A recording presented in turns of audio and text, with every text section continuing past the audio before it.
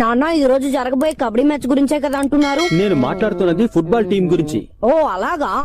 Shin-chan బంగారం, నేను నీతో ఎన్నిసార్లు చెప్పాను భోంచేసేటప్పుడు మాట్లాడకూడదు అని. ఇది భోజనం కాదు మామ్, ఇది ఒట్టి బ్రెడ్డే.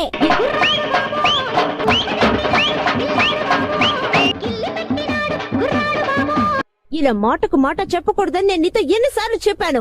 మాటకు మాట చెప్పడానికి ఇది ప్రజావేదిక కాదు కదా.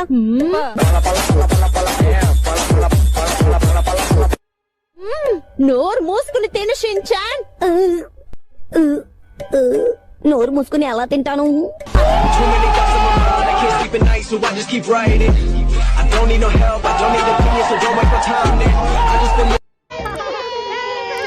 ఇంత పెద్ద బొమ్మని చూసి నేను భయపడిపోయాను.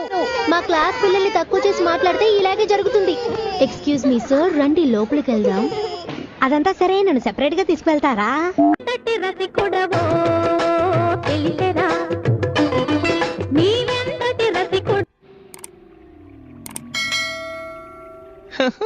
ఆహా అక్క, ఏంటక్క ఇంత అందంగా ఉన్నారు? నేను నిన్ను పట్టేసుకున్నాను. మీరెక్కడ పట్టుకున్నారు? నేనేగా వచ్చాను. చూడ్డానికి చిన్నపిల్లాడివి, కానీ నోరు పెద్దదే.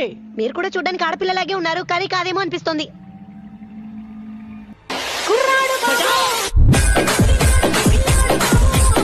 వీడు మా అబ్బాయి షిన్చాన్. ఈయన షిన్చాన్ కాదు, ఈయన మా కింగ్డమ్ యొక్క తెలివైన ప్రిన్స్ షున్చాన్. ఈయన మా కింగ్డమ్ యొక్క యువరాజు.